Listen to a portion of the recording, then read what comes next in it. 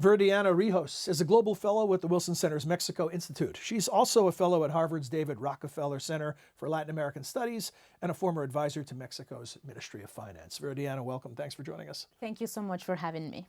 Let me ask you about the big picture of your research. You're looking at the impact of violence on Mexico's economy. Yes, I'm looking at the impact, and I'm looking at the impact that is counterfactual. So let me tell you a little bit about what I mean.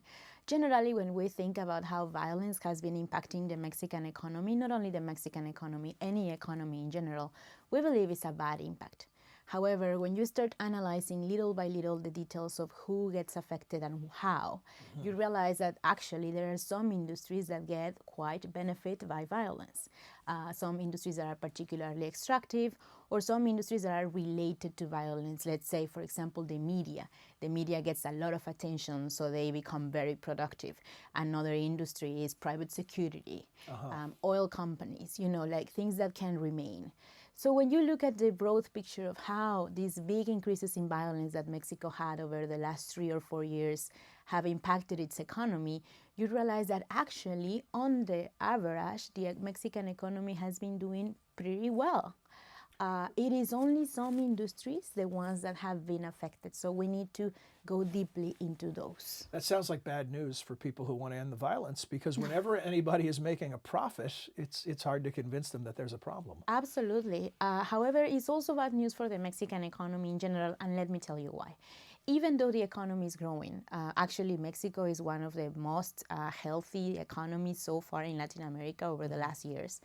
Even though the economy is growing, the types of industries that are growing, and this is the most important and interesting part of my research, are different.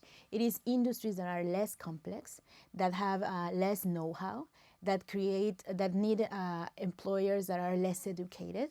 So the economy that Mexico right now is growing is an economy that is less complex and thus less prone to long-term development. So it's not sustainable. It's sustainable, but it's going to be simple.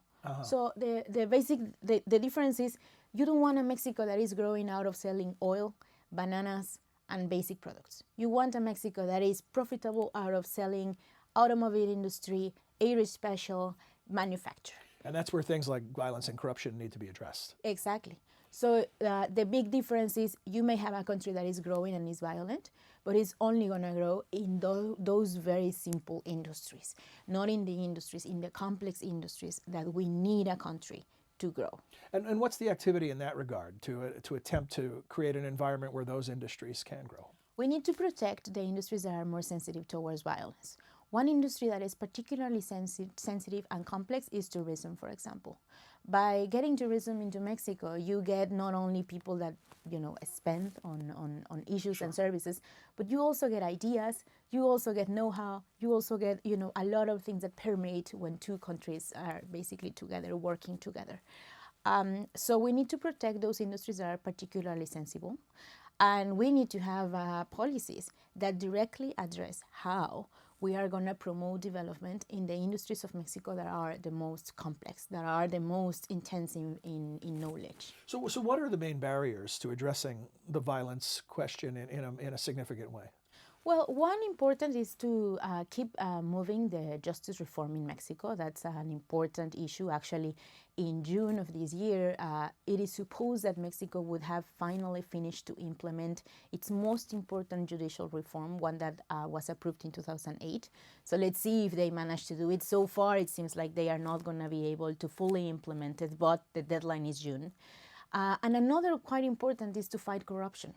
Actually, I don't want to say fight corruption. I want to say fight impunity, the impunity of corruption, right? Because corruption is everywhere. But the real problem is when you have impunity. Is when there's no price to pay for that corruption. Yes. And according to the last numbers of Mexico, about 97% of all of the denounced cases of corruption are never face justice. Before we began recording this discussion, you were telling me about a recent development that might be a positive step in that regard. Could you tell us about that? Yes.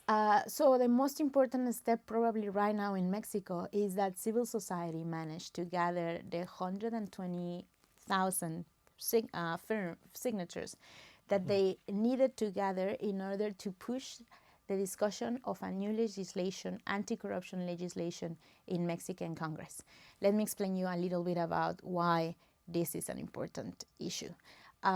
Mexico does not have properly a law to fight corruption. And we realized that in the last 3 years because there was a huge set of political scandals of corruption, and we didn't have the legislative frame, the legal frame to actually address them. We've been waiting for the government to create this frame, but basically the government has not put forward an ambitious legislation to do this. So that means that this fight against corruption has been taken in the hands of civil society. It's been academics, it's been experts, it's been NGOs, the one that got together to design and to basically draft a first bill. And we wanted this first bill to be discussed in the Congress. However, because we're not a political party, what happened is we needed to gather these firms, these signatures that I stated before. And it is 2 days since we gathered them. So next step is to go to the Congress and discuss it.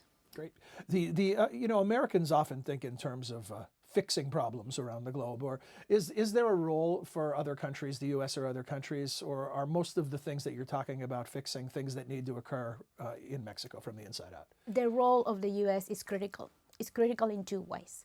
The first one is with the Merida initiative, the U.S. is providing a lot of funds for Mexico to keep reforming its judicial system. It is important that in the next round of thinking about what Merida should be, we should think of Merida as a tool also to fight corruption. It cannot only be about judicial issues. It needs to be deep about corruption. Second important part is, well, the U.S. is the principal and most important commercial partner of Mexico by far. That means that about 80% of all the things that Mexico exports end up at the U.S. in some way or another.